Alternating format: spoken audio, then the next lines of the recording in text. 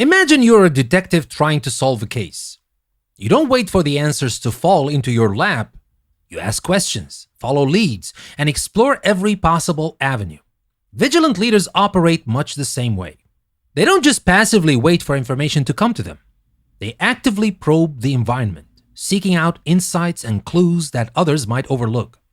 Probing is a proactive approach to leadership. It's about digging beneath the surface, asking the right questions, and challenging assumptions to uncover hidden risks or opportunities.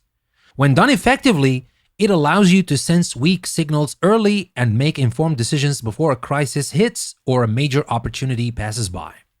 So what does probing look like in leadership? Probing in leadership is an active search for information. It involves continuously questioning the status quo, gathering data from various sources, and seeking out diverse perspectives. Vigilant leaders don't rely on surface-level information. They dig deeper to get a complete picture. For example, if your sales numbers are down, you might initially attribute the drop to seasonal factors. But probing means asking tougher questions. Is there something changing in customer behavior? Are competitors offering something we're not?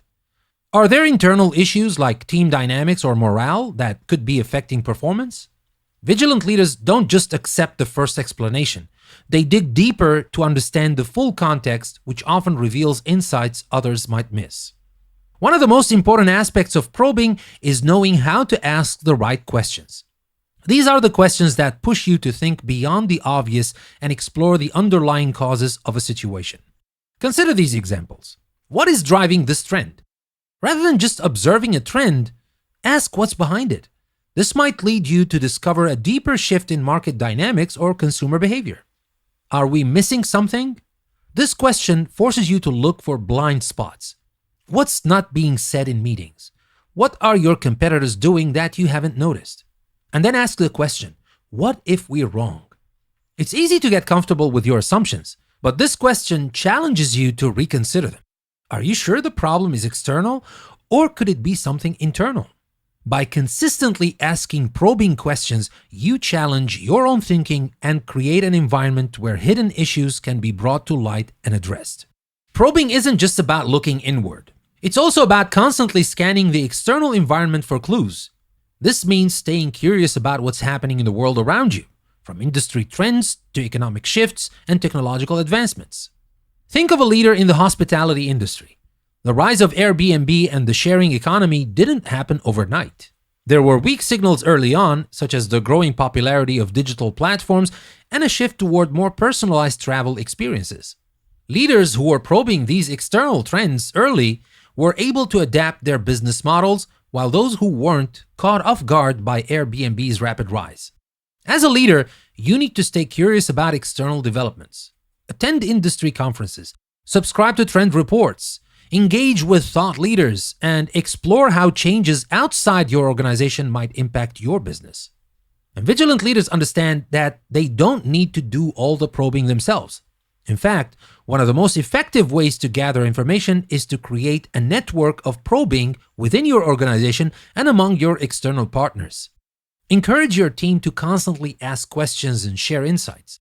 Create an environment where people feel comfortable voicing concerns and observations, no matter how small or insignificant they might seem. Sometimes the weakest signals come from your frontline employees, those who interact directly with customers or suppliers. By empowering them to probe and share, you create a valuable source of information from within your organization. Externally, build strong relationships with industry peers, consultants, and even customers. These partners can provide fresh perspectives, challenge your assumptions, and help you identify signals that might not be obvious from inside your company. Now, a good example comes to mind is Google. Google is well known for fostering a culture of probing and curiosity. The company encourages its employees to spend 20% of their time working on projects outside of their main roles. This culture of exploration and questioning has led to some of Google's most innovative products, including Gmail and Google News, as I told you earlier. By creating an environment where employees are encouraged to ask questions, experiment, and challenge the status quo, Google ensures that it's always probing for new opportunities and ideas. Their proactive approach to leadership has allowed the company to stay at the forefront of the tech industry. So probing isn't just about solving problems, it's about fostering a culture of curiosity and exploration. By encouraging your team to question assumptions and explore new ideas, you create an organization that's always on the lookout for new opportunities. And now let's talk about sensing, turning probing into actionable insights. Now, once you've developed a habit of probing, the next step is sensing, interpreting the information you've gathered to identify patterns and make decisions. Sensing is about turning raw data and insights into actionable intelligence.